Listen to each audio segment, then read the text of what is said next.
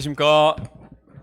하나님께서 지난 수요일날 우리 로나드 목자님과 또 귀한 선교사님들 저희 가운데 보내주시고 너무나 감동적이고 은혜로운 말씀과 또 선교보고 허락해 주셔서 감사합니다.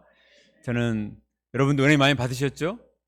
들으면서 참 느낀 거는 이분들이 예수님을 만나기 전에 얼마나 인생을 낭비하고 어두움 가운데 술과 또 자매님을 쫓아다니면서 낭비하는 인생이었는데 예수님을 만나고 또 특별히 사명을 발견하게 됐을 때, 그 사명을 따라 인생을 살게 됐을 때 얼마나 인생이 좀 아름답고 또 영광스러운 삶을 살게 되었는가 생생하게 듣고 은혜를 많이 받았습니다. 그래서 정말 우리 인생에 예수님을 만난다는 사실이 이렇게 중요하구나.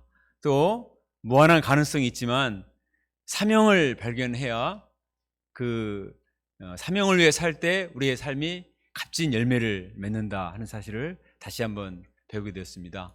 또 금요일날 금요 기도회 때 우리 안배드로 목사님과 최필훈 형제님이 말씀 암송을 했는데 최필훈 형제님은 로마서 8장을 완벽하게 다 암송을 했습니다.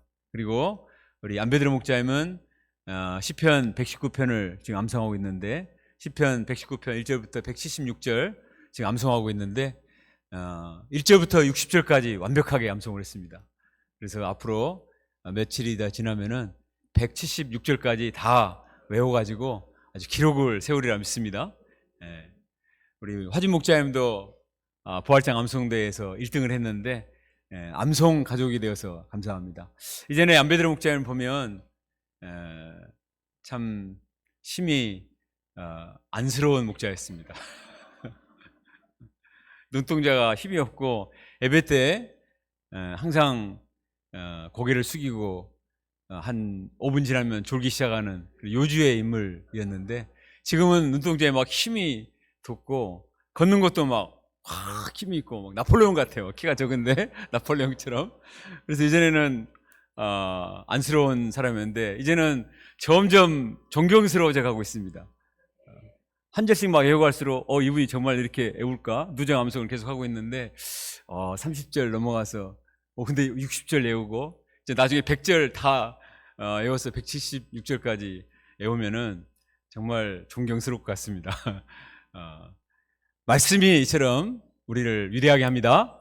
하나님이, 말씀이, 복음이, 사명이 우리를 이렇게 위대하게 합니다. 저희들이 이처럼 우리 사도행전 말씀을 통해서도 사도들이 부족했는데 예수님을 만나고 성령 체험하고 사명에 붙들림 바 되니까 완전히 딴 사람이 되지 않습니까? 우리도 그렇게 될 수 있습니다. 우리는 부족하지만 예수님께서, 부활하신 예수님께서, 성령께서 또 주님이 주신 사명이 우리를 이렇게 위대한 삶으로 인도하시리라 믿습니다.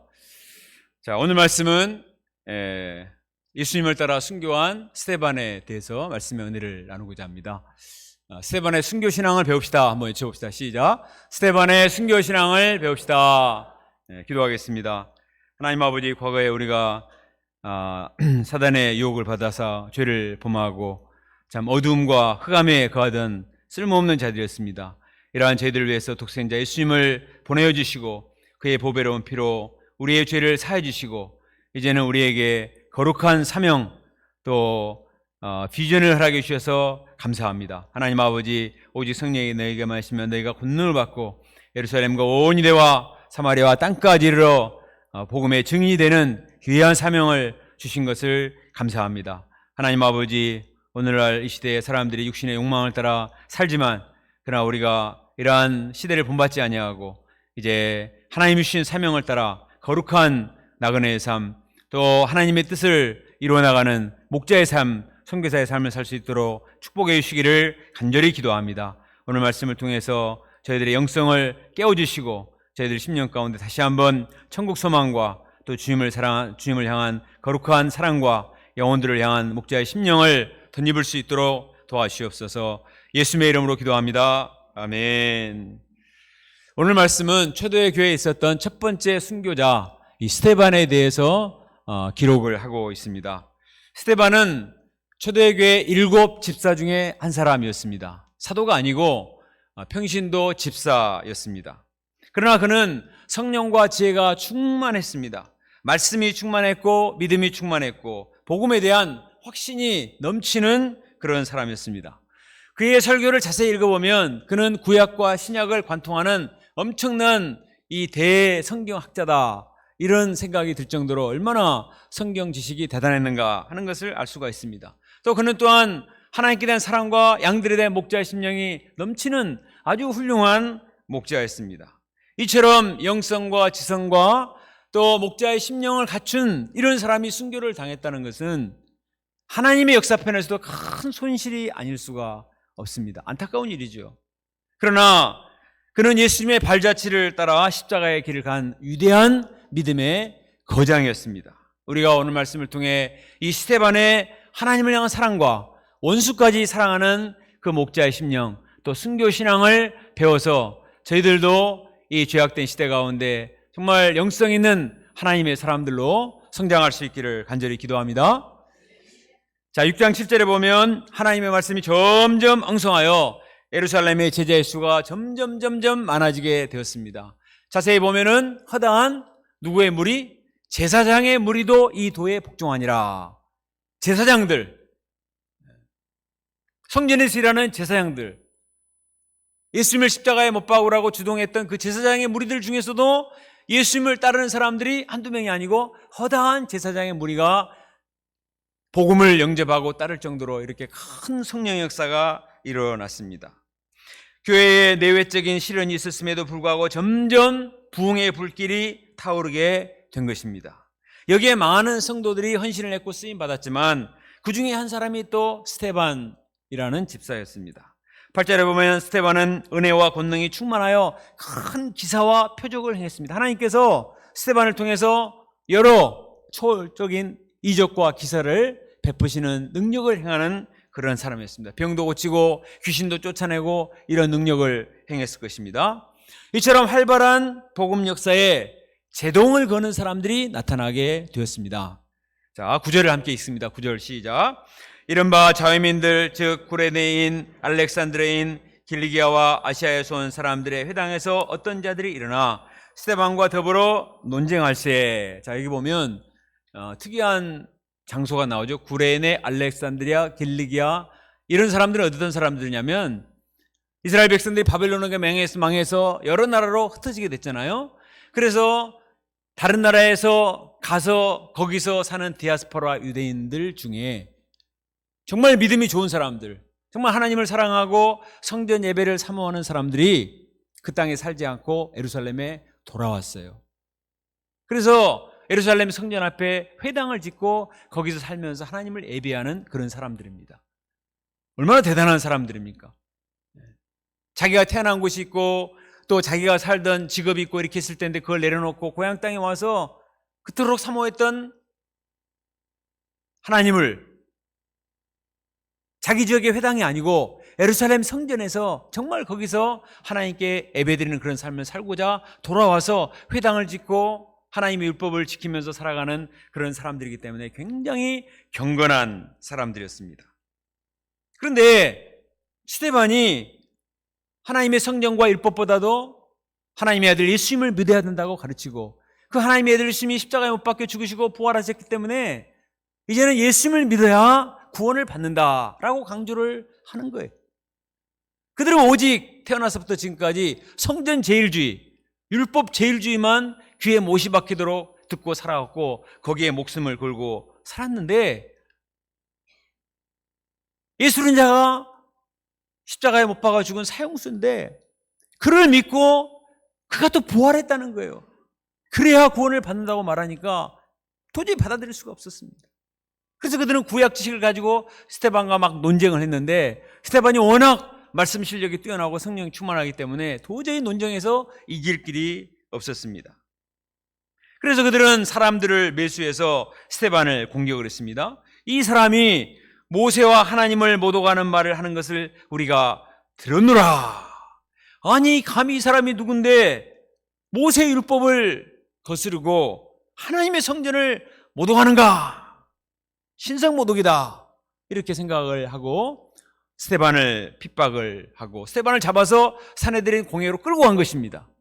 재판을 벌이자는 거예요. 이 사람이 신성모독의 죄를 범했기 때문에 처형을 해서 심하면 십자가에 못 박아 죽이든지 이렇게 해야 된다. 이렇게 한 것입니다. 그들은 스데반을 고소하기 시작합니다. 자, 12절, 13절, 14절. 이 사람이 이 거룩한 곳과 율법을 거슬려 말하기를 마지 아니하도다. 그의 말에 이 나사렛 예수가 이곳을 헐고 또 모세가 우리에게 전하여 준 규례를 고치겠다 함을 우리가 들었노라. 이전에 나사렛 예수라는 자가 나와서 이 성전을 허물라 이렇게 신성모독한 말을 하고 모세 율법을 부정하는 이런 말을 해서 우리가 십자가 못 박아 죽였는데, 없애버렸는데, 아니 또 스데반이라는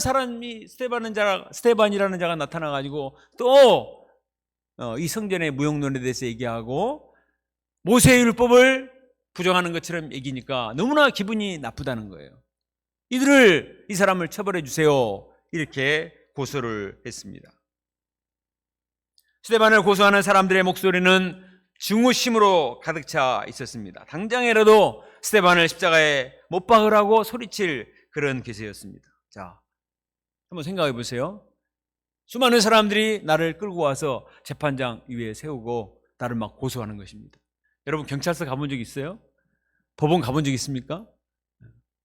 지나가다가 경찰차만 봐도 막 벌벌 떠는 사람이 있습니다. 자기가 교통법규를 안 지키지도 않았는데 괜히 경찰을 보면은 두렵고 경찰차가 나를 계속 따라오면 뭔가 막 겁이 나서 막 정신을 못 차리는 사람이 있거든요. 근데 사내들인 공회 앞에 세워놓고 막 고소를 하는 것입니다. 보통 사람 같으면 이런 고소 앞에서 두려움과 공포심에 시달려 얼굴이 사색이 되었을 것입니다. 그런데 스데반은 어떠했나요? 자, 우리 15절 말씀을 같이 읽어봅시다. 15절 말씀 시작. 스데반을 주목하여 보니 그의 얼굴이 천사의 얼굴과 같더라. 그 무시무시한 공회원들이 스데반을 눈을 꿰뚫어 보고 노려보는데 스데반의 얼굴이 천사와 같았다고 했습니다. 여러분 옆 사람 한번 얼굴 보세요. 한번 노려보시기 바랍니다. 얼굴이 어떠세요? 옆에 사람은 사랑하는 동역자들이기 때문에 전혀 우리가 두려워할 필요가 없어요. 앞에를 집중하시고 이제 그만. 나를 죽이려고 달려오는 이 사람들 앞에, 수없이 나를 정죄하는 사람들 앞에 섰는데 어떻게 그 얼굴이 천사와 같이 될 수가 있느냐 이 말이에요. 보통 맨정신을 가진 사람이라면 도저히 그렇게 할 수가 없습니다.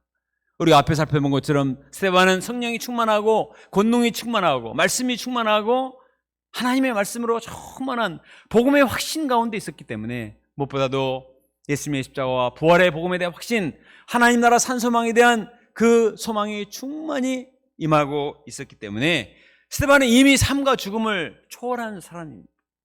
자기가 이렇게 하다가 십자가에 못 박힐 수도 있다고 각오를 하고 온 사람이에요. 때문에 아무런 요동함이 없었습니다. 앞으로 펼쳐지는 그의 설교 또한 깊은 감동을 주는 하늘의 메시지입니다. 그전에 어떤 종교 지도자를 통해서도 듣지 못했던 정말 하늘을 뚫고 임하는 영성 있는 그런 메시지였습니다. 자, 7장 1절을 봅니다. 대제사장이 스데반을 신문합니다. 이것이 사실이냐? 너 정말 성전을 모독하고 모세 율법을 부정했느냐? 이렇게 말했습니다. 스데반이 만약에 자기를 사랑하는 데 목적이 두었다면, 아니에요, 나는 그렇게 말한 적이 없어요, 저 사람도 오해했을 뿐이에요, 제 말을 잘못했을 뿐이에요, 제 의도는 그게 아닙니다, 이렇게 말했을 것입니다. 그러나 스데반은 오늘 말씀 7장에 굉장히 긴 말씀 중에 한 번도 자기 변호를 한 적이 없어요. 자기에 대해서 말을 하지를 않습니다. 오직 예수 그리스도가 어떤 분인가만, 이스라엘 역사 속에서 하나님이 어떤 구원 역사를 계획하셨고 마침내 예수님이 왜 구원자가 되시는가만 열심히 말씀을 증거하고 있습니다. 그는 그렇게 시작합니다. 여러분 부형들이여 들으소서. Brothers and fathers, listen to me. 사랑하는 나의 형제들이여, 나의 아버지들이여, 제 말을 좀 들어보세요. 그 사람들은 스데반을 죽이기 위해서 증오심을 품고 달려오는데 스데반은 오히려 그들을 양처럼 품고 사랑하는 마음을 가지고 애정을 품고 말씀을 전해주는 거예요. 자, 세 가지를, 오늘 본문이 굉장히 긴데 이걸 다 하면 여러분들이 다 졸기 때문에 기초공부 시간에 열심히 공부하시고 오늘은 세 가지만 이 설교의 주제가 되는 세 가지만 얘기를 하겠습니다. 첫째, 그는 아브라함이 온전히 하나님의 은혜로 부르심을 받았다. 이것을 강조합니다. 자, 유대인들은 믿음의 상 아브라함을 엄청나게 높게 생각하고 대단한 인물로 생각을 합니다. 우리 믿음의 상 아브라함, 누구도 감히 범죄할 수 없는 아브라함으로 생각을 했어요. 그러나 사실 아브라함은 본래 어떤 사람이냐? 이방 땅 메소포타미아에 살던 소망 없는 사람이었습니다. 나이도 많고 자식도 없었습니다. 그런데 2절 하반절에 보면 영광의 하나님이 그에게 나타나셔서 말씀하셨어요. 본토 친척 아버지 집을 떠나 내가 내게 지시할 땅으로 가라. 그러면 내가 너를 복의 근원이 되게 하고 열국의 아비가 되게 하리라 말씀을 하셨단 말이에요. 그리고 6절에 보면 하나님께서 이런 말씀하셨습니다. 내 후손이 다른 땅에서 나가나 되어 400년 동안 괴롭힘을 받다가 나오리라. 이 말씀은 그대로 이루어졌습니다. 아브라함 후손들이 나중에 애굽으로 가잖아요. 400년 동안 애굽에서 종살이 하다가 나중에 나오게 되지 않습니까? 하나님이 그렇게 처음 부르실 때부터 말씀을 하셨고 계획하시고 성취하신 거예요. 이를 위해서 하나님께서는 요셉을 애굽에 먼저 보내셨습니다. 하나님은 요셉을 바로 앞에 세우시면서 은혜와 은총을 베푸셔서 애굽의 총리가 되게 하셨습니다. 창세기 스토리 다 알지 않습니까? 요셉이 애굽에 유학 갔습니까? 무슨 돈이 있어서 유학 가요? 선진국에 갈 생각도 없었습니다. 시기심 때문에 형들에게 팔려서 갔는데 노예가 되고 그것도 보디발 집에서 오해를 받아서 감옥에 갔단 말이에요. 근데 신기하게 거기서 감옥에 온 장관들을 만나서 꿈을 해석하는 바람에 애굽의 꿈을 해석하고 총리가 됐습니다. 애굽 주변에 큰 흉년이 들었습니다. 모든 사람들이 굶어 죽어가는 거예요. 요셉의 가족들은 야곱의 자녀들도 다 굶어 죽게 되었습니다. 그래서 그들이 양식을 얻기 위해서 애굽에 왔어요. 그래서 자기 아들이 자기 동생이 거기 총리가 되는 것을 알고 너무나 기뻐하게 됐습니다. 그래서 요셉이 여기 야곱의 가족들을 전부 초청을 해가지고 애굽에 와서 살게 되었습니다. 70명밖에 들어오지 않았는데 그 선진국에 와서 살면서 왕의 배려와 총리의 배려 가운데 계속해서 번성해서 200만 명이 된 것입니다. 누가 이 일을 했습니까? 아브라함 했나요? 이삭 했나요? 요셉 했나요? 천만의 말씀. 하나님이 아브라함을 부르시고 하나님이 약속을 주시고 요셉을 먼저 보내시고 요셉을 바로 앞에 세우시고 총리가 되게 하시고 가족들을 부르시고 거기서 번성하게 하시고 또 때가 되니까 출애굽을 해서 제사장나 거룩한 백성이 되게 하신 분이 누구다? 하나님이다. 영광의 하나님이 하셨습니다. 아브라함이 한 것도 아니고 모세가 한 것도 아니고 요셉이 한 것도 아니고 하나님이 하셨습니다. 자, 두 번째로 스데반은 하나님께서 모세를 물에서 건지시고 출애굽 역사에 모세를 쓰셨다 하는 것을 강조합니다. 이스라엘 백성들에게 모세 하면은 깜빡 죽는 거예요. 그냥 모세라고 해도 안 돼요. 모세님 이렇게 해야 돼요. 모세 율법 하면은 그냥 하나님처럼 그렇게 받들었습니다. 그러나 스데반은 말했습니다. 모세는 그런 사람이 아닙니다. 원래 태어나자마자 나일 강물에 던져져 죽을 수밖에 없는 운명 가운데 태어났어요. 히브리인들이 많아지니까 히브리 여인들이 아이들을 낳으면 다 던져 죽이라. 그래서 모세도 물에 빠졌어요. 그런데 신기하게 어느 날 바로 공주가 이상하게 집에서만 목욕하는 게 좀 이상해서 나일강에 가서 좀 목욕을 하고 싶은 이상한 충동이 일어나가지고 갔는데 아니 거기에 갈대상자에 누워있는 이상한 아이가 응애 우는 거예요. 아, 얘가 불쌍하네. 히브리 아이인 것을 알면 데려오면 안 되는데 데려왔습니다. 자기 집에서 키워요. 그래가지고 모세가 행사가 능한 훌륭한 사람이 되었습니다. 40세가 되었습니다. 모세가 내가 히브리 사람이라는 걸 인식하고 내가 이제 이 백성을 구원해내겠다 생각을 했는데 백성들이 이제는 영접을 하지 않는 거예요. 자기의 정체가 드러나 버렸습니다. 어쩔 수 없이 도망을 갔어요. 미디안 광야에 가서 40년 동안 양치는 생활합니다. 모세의 나이 80이 되어버렸어요. 아무것도 할 수 없습니다. 그런데 하나님께서 가시덤의 불꽃 가운데 나타나셨어요. 모세야 모세야 나는 내 조상 아브라함과 이삭과 야곱의 하나님이라 내 발에 신을 벗으라 내가 서 있는 곳은 거룩한 땅이니라. 하나님이 모세가 능력이 많고 대단했을 때가 아니고 80이 돼서 아무런 능력이 없을 때, 내가 입이 뻣뻣하여 아무 말도 할 수 없습니다 라고 말할 때 하나님은 모세를 불러주시고 모세를 바로 앞에 세우시고 열 재앙을 통해서 애굽을 치시고 마침내 출애굽 역사를 이루어 주셨습니다. 홍해를 마른 땅같이 건너게 하시고 광야에서 40일 동안 수많은 기적과 표적을 베푸셔서 이스라엘 백성을 마침내 제사장 나라 거룩한 백성 삼아 주셨습니다. 자, 누가 했습니까? 모세가 했나요? 아니에요. 하나님이 물에 빠져 죽을 수밖에 없는 모세를 건지시고 구원하시고 자기 백성을 구원하는 출애굽의 지도자로 쓰신 것입니다. 그런데 37절에 보면 이 모세가 말하기를 무슨 말을 하냐면 하나님께서 앞으로 자기와 같은 선지자 한 사람을 세우실 것이라 라고 말했다는 거예요. 이스라엘 백성들은 이 사람이 여호수아라고 생각했어요. 어떤 의미에서 맞죠. 자기 후계자 여호수아가 가나안 땅에 데리고 들어갔으니까. 그러나 궁극적으로는 여호수아만이 아니라 하나님의 아들 예수님이 십자가와 부활을 통해서 우리 인생들을 죄와 죽음으로부터 구원해서 영원한 하나님 나라로 인도하실 것을 생각하고 모세는 그걸 말한 거예요. 모세가 말한 이 선지자는 바로 예수님이십니다 하는 것을 스데반이 말하고자 하는 것입니다. 그런데 이스라엘 백성들은 그걸 알지 못해요.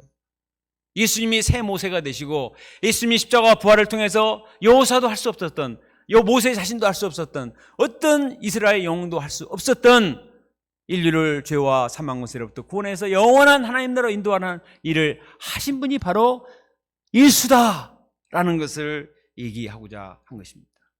그런데 이스라엘 백성들이 모세에게 잘 순종을 했느냐? 그렇지 않았잖아요. 얼마나 모세에게 반발하고 틈만 하면 돌로 쳐 죽이고자 하고 또 애굽으로 돌아가고자 했었어요. 이와 같이 지금도 새 모세로 오신 예수님을 영접하지 않고 십자가에 못 박아 죽어버렸잖아요. 그러나 하나님이 새 모세이신 예수님을 죽은 자 가운데 살아나게 하셔서 부활하게 하셔서 하나님 보좌 앞에 은혜 앉히시고 우리의 임금이요 구주가 되게 하셨습니다. 이것을 얘기하는 것입니다. 그러니 예수님을 믿으라는 거예요. 세 번째, 스데반은 이제 성전의 한계, 성전의 의례와 한계를 얘기하는 거예요. 이스라엘 백성들 성전하면 꼬박 죽어요. 하나님은 성전에 계신다. 성전에 가서 조금만 자세가 흐트러지도 안 돼. 하나님이 거기 계시는데. 다른 데서는 뭐 아무렇게 해도 괜찮아. 뭐 괜찮은 건 아니지만 성전에 가서 뭐 하면 큰일 나는 거예요. 근데 스데반은 말합니다. 자, 성전의 유래를 보자. 원래 성전이 없었습니다. 솔로몬 때까지 성전이 없었어요. 광야 교회. 이스라엘 백성들 모세와 함께 있을 때 광야에서 성막 가운데 움직이는 천막 교회에 있었습니다. 성전은 솔로몬 때 지었어요. 그런데 솔로몬이 봉헌 기도를 하면서 어떻게 기도를 했느냐? 자, 48절 49절을 같이 읽습니다. 시작.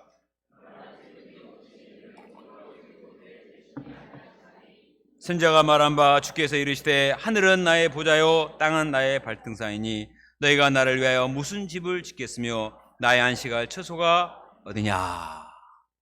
아무리 웅장한 성전 건물을 지었다 할지라도 하나님은 그 성전에 가두어 계시는 분이 아니라는 것입니다. 왜? 우리 하나님은 하늘이 그의 보좌이고 땅이 발등상이기 때문에 온 우주에 충만하신 분이기 때문에 이 하나님을 성전에 가둘 수가 없는 것입니다. 자, 물어보겠습니다. 하나님이 지금 이 교회당 안에 계십니까? 네, 맞습니다. 그러면 하나님이 이 교회당 안에만 계십니까? 그건 안 맞죠. 하나님이 여기 안에 계세요. 그러나 하나님은 여기 안에만 계시는 분이 아니에요. 무소부재하시고 광대무변하시고 어디에나 계십니다. 우리 하나님을 예배하고 하나님을 섬기기 위해서 성전이 필요하고 교회당이 필요해서 이렇게 하지만 그러나 성전 자체가 하나님 자체는 아닌 거예요. 근데 이스라엘 백성들은 성전이 절대적인 것처럼 생각을 했습니다. 더구나 이스라엘 역사 속에 보면은 성전에서 종교 지도자들이 너무나 타락하고 부패하고 거짓되어서 하나님이 성전에 계실 수가 없습니다. 그래서 하나님의 영이 떠나버립니다. 에스겔서에 보면 하나님의 영이 떠나버려요. 그리고 이방 사람들을 통해서 하나님이 자기 성전을 쓰러뜨려 버리게 하십니다. 나는 더 이상 이런 곳에 안 있는다. 나의 이름을 모독하지 말라. 그리고 그냥 쓰러지게 하시는 거예요. 예수님이 예루살렘 성전에 올라가셨을 때도 성전에서 장사하는 자들을 다 쫓아내시며 말씀하셨습니다. 내 아버지 집으로 장사하는 집을 만들지 말라. 이 성전을 헐라. 내가 사흘 동안에 일으키리라. 예수님은 십자가에 못 박히시고 사흘 만에 부활하셨습니다. 그래서 예수님 자신이 새 성전이 되신 거예요. 이전에 성전에 와서 짐승을 잡아 제사를 드리고 그것을 통해서 하나님께로 나아오자 했지만 이제는 예수님 자신이 대속제물이 되셨기 때문에 단번에 자기 자신을 속죄제물로 드리셨기 때문에 이제는 그런 모든 짐승 제사가 필요가 없습니다. 예수님을 믿음으로 말미암아 이제는 하나님께로 나가는 새롭고 산 길이 열렸습니다. 그러니까 이제 성전을 절대시할 것이 아니라 새 성전 대신 예수님을 믿고 복음을 영접하면 누구든지 구원을 받고 하나님께 나아갈 수가 있는 것입니다. 스데반은 지금까지 말씀을 전한 뒤에 이제 이곳에 있는 백성들에게 말을 합니다. 자, 51절부터 53절, 7장 51절, 53절까지 같이 읽습니다. 시작. 목이 없고 마음과 귀에 할례를 받지 못한 사람들아, 너희도 너희 조상과 같이 항상 성령을 거스르는도다. 너희 조상들이 선지자들 중에 누구를 박해하지 아니하느냐? 의인이 오시리라 애고한 자들을 그들이 죽였고 이제 너희는 그 의인을 잡아 준자하여 살인한 자가 되나니 너희는 천사가 전한 율법을 받고도 지키지 아니하였도다 하니라.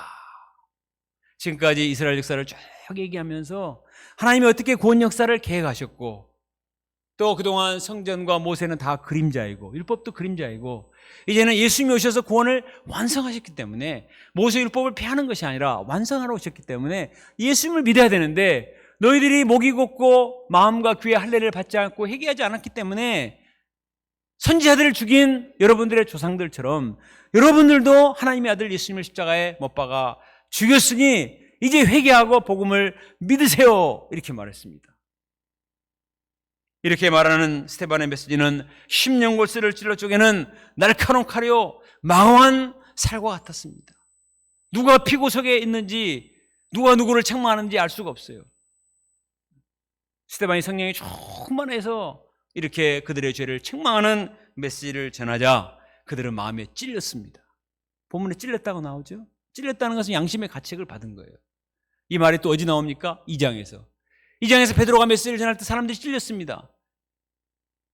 그때는 그들이 회개하고 세례받고 복음을 영접해서 수많은 사람이 예수님을 영접하게 되었습니다. 그러나 지금 이곳에 있는 사람들은 그런 순수한 백성들이 아니고 종교 지도자들이기 때문에 너무나 교만해서 말씀을 받아들이려고 하지를 않습니다. 그래서 그들은 증오심 때문에 스데반을 향해 이를 갈았다고 되어 있습니다. 큰 소리를 지르며 돌을 들고 달려들었습니다. 소리를 지르며 이 죽일 놈 이런 어디서 이 신성한 곳에서 이런 말을 네가 누군지를 알고 감히 대제사장 앞에 이런 말을 하느냐 막 그냥 죽을 듯이 돌을 들고 막 달려옵니다.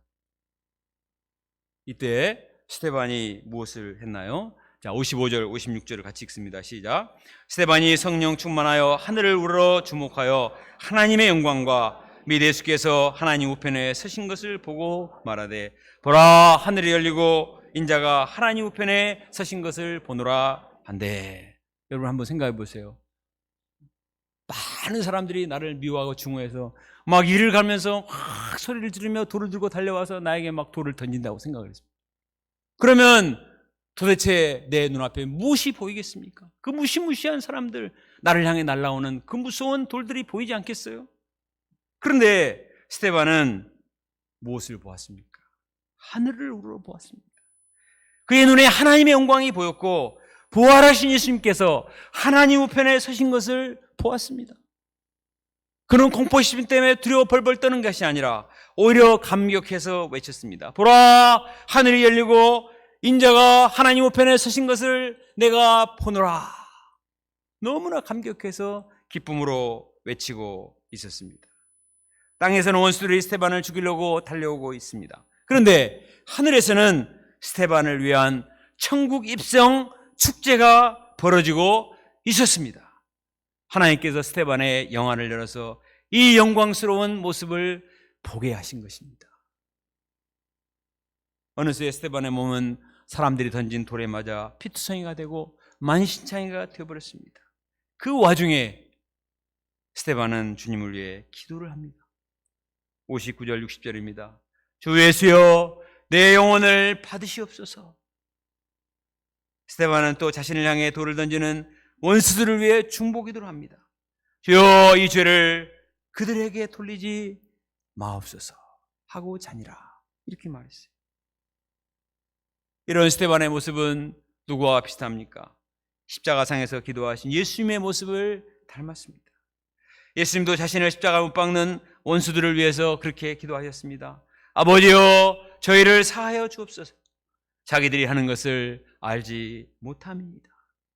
내 영혼을 아버지의 손에 의탁하나이다. 돌에 맞아 죽어가면서도 원수를 위해 기도하는 스데반은 실로 작은 예수였습니다. 그는 이미 이 땅의 사람이 아니고 하늘의 사람이었습니다. 스데반의 죽음을 인간적으로 생각하면 서론에서 말한 것처럼 너무나 안타깝습니다. 왜 하나님은 이처럼 훌륭한 믿음의 중심을 지킨 스데반을 보호하시지 않았는가? 우리가 지난 시간을 배운 것처럼 사도들이 감옥에 갇힐 때는 천사들을 보내서 감옥문을 열어서 살아나게 하셨는데 왜 이번에는 스데반이 이렇게 돌을 맞아 죽어가는데 그 돌을 그냥 다 부숴서 미세먼지가 되게 하시든지 다 그냥 돌을 던지려고 하는 사람들의 손을 그냥 전부 문둥병자가 되게 하시든지 해야 되는데 왜 죽게 하시는가? 사도들은 사도들이고 스데반은 사도가 아니고 집사니까 이 평신도와 사도를 차별하는 거 아닌가 하나님이. 그렇지 않습니다. 우리는 그 답을 알 수가 없죠. 그러나 하나님의 선하신 뜻이 있을 것입니다. 중요한 것은 스데반의 죽음이 결코 무의미한 것이 아니었다는 것입니다. 그의 죽음은 거룩한 순교였습니다. 그 순교의 피가 씨가 되어서 초대교회가 더 번성하는 계기가 된 것입니다. 58절에 보면 스데반을 돌로 쳐 죽였던 사람들이 자신들의 옷을 벗어서 누구 앞에 둡니까? 사울 앞에 두었다고 했어요. 그것은 뭘 말합니까? 이 스데반을 돌로 쳐 죽는 데 중요한 사람이 사울이라는 청년이었습니다. 무지막지한 사울이었는데 나중에 다음 주에 9장에 가면은 하나님께서 부활하신 예수님께서 이 사울을 붙잡으시고 그를 회개시키시고 이방인을 위한 사도로 선택을 하십니다. 그래서 마침내 복음의 핍박자의 원수 중에 괴수인 핍박자 사울이 변하여 사도 바울이 됩니다. 신약성경 29권 중에 무려 13권을 편집한 대성경학자가 되는 거예요. 그런데 사도 바울의 메시지를 자세히 분석해 보면 이 7장에서 스데반이 전했던 그 메시지를 바탕으로 합니다. 스데반은 공식적으로 딱 한 번의 메시지를 전하고 순교한 사람처럼 여겨지지만 그 한 번의 메시지는 사도 바울의 가슴속에 너무나 강력하게 각인이 되었습니다. 스데반은 그걸 예상하고 죽지 않았지만 결과적으로는 스데반의 사도 바울의 멘토가 된 것입니다. 사울을 변화시켜서 마침내 사울을 통해서 이방 땅의 수많은 사람들을 주께로 돌아보게 하는 밑거름이 된 사람이 바로 스데반이요. 그의 죽음은 그런 역할을 한 것입니다. 한 사람의 인생을 무엇으로 평가하는가 기준이 많이 있습니다. 그 사람이 얼마나 몇 세를 살았는가, 어느 정도까지 버스를 했는가, 얼마나 많은 지식과 재산을 쌓았는가. 그러나 우리가 하나님 앞에 마지막 서게 된다면 그런 것들은 절대적인 기준이 될 수가 없습니다. 하나님은 다른 것을 보시지 않고 그 사람이 하나님 앞에 어떻게 살았는가, 그 사람이 어떤 믿음의 열매를 맺었는가, 그 사람이 하나님과 사람들에게 어떤 영향력을 미쳤는가, 이것이 그 사람을 평가하는 기준이 될 것입니다. 그런 점에서 보면 스데반의 인생은 참으로 위대한 인생이었습니다. 결코 실패가 아니라 아름답고 영광스러운 순교자의 인생이었습니다. 지난주 전국 스텝 목자 수양회를 신안군 중도에서 가졌습니다. 신안군 중도는 우리가 잘 아는 데처럼 순교자 문준경 전도사님의 순교 기념관이 있는 곳으로 유명하지 않습니까? 저도 몇 번 갔지만 이번에 가서 새롭게 감명받은 것이 몇 가지 있습니다. 그 중에 한 가지만 말씀을 드리면, 이 지도 보시면, 다음 사진에 보면 우리나라 종교 분포도를 이렇게 막대 그룹으로 그려놨는데,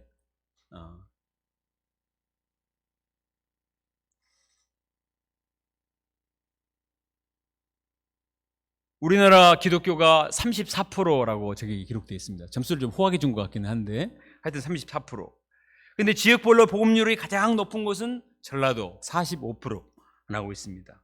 전라도 중에 가장 복음화율이 높은 곳은 신안군 68.5%. 신안군 중에서 가장 복음화율이 높은 곳은 증도 90%입니다.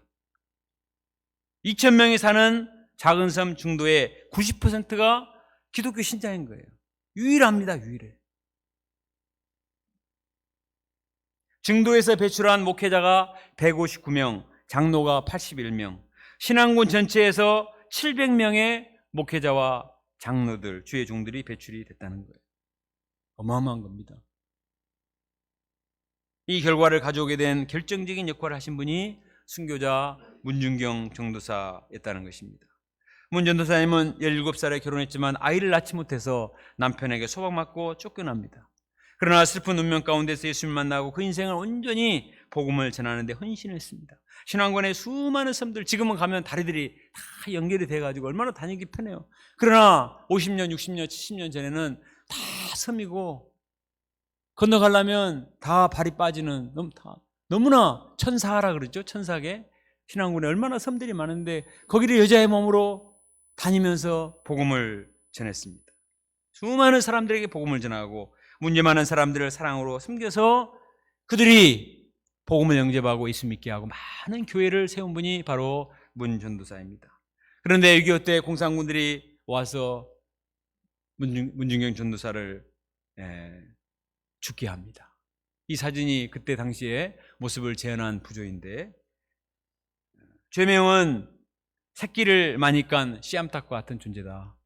너무 많은 반동분자, 예수를 믿게 한 악한 전도부이기 때문에 죽여야 된다. 그래서 수많은 이 극렬 분자들이 죽창을 가지고 막 찌릅니다.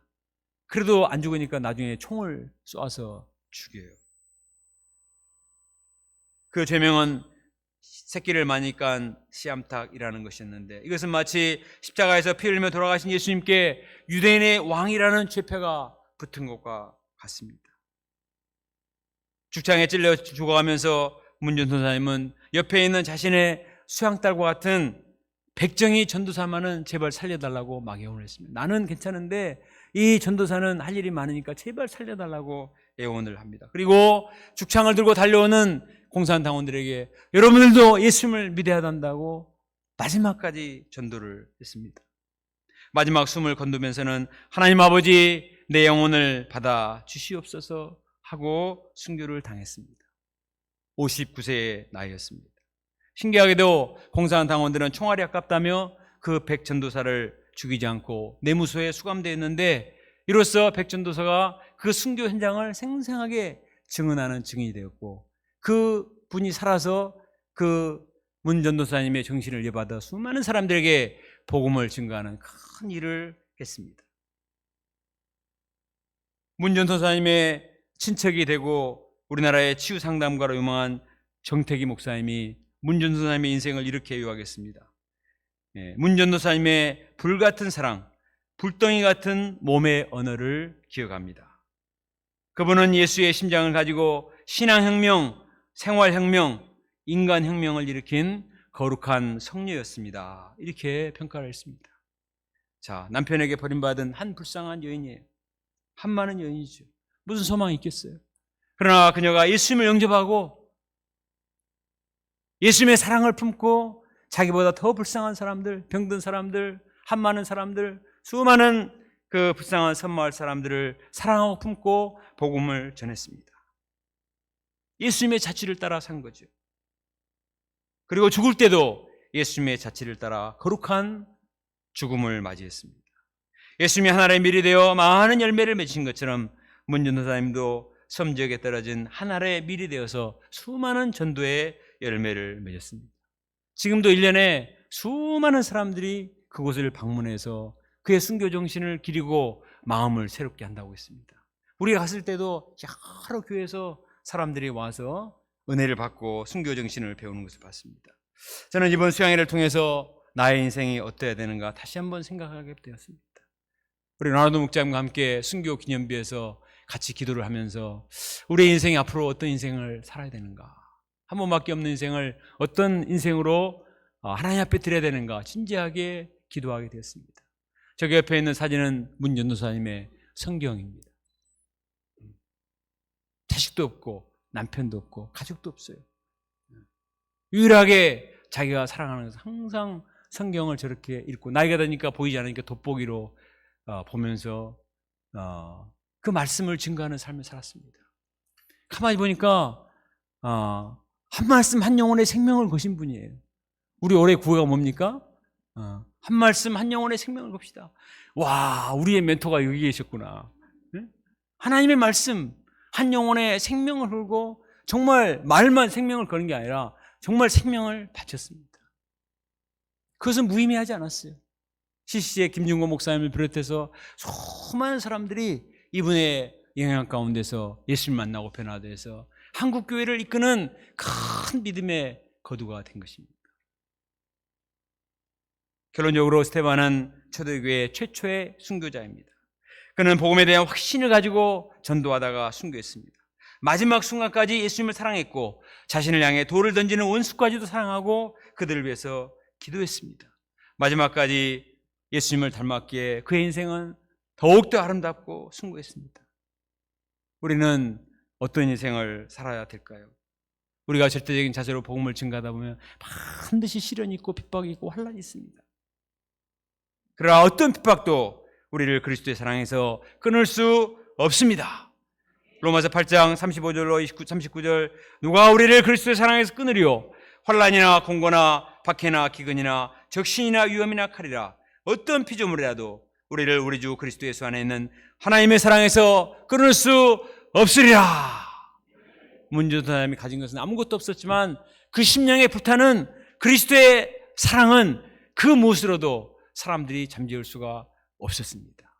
그 사랑이 모든 시련을 넉넉히 이기고 거룩한 순교자의 반열에 이른 것입니다. 하나님께서는 스테반을 영접하신 것처럼 문전도사님을 영접하시고 잘하였다 충성된 종이여 하며 생명의 멸관을 쓰여 주셨을 것입니다.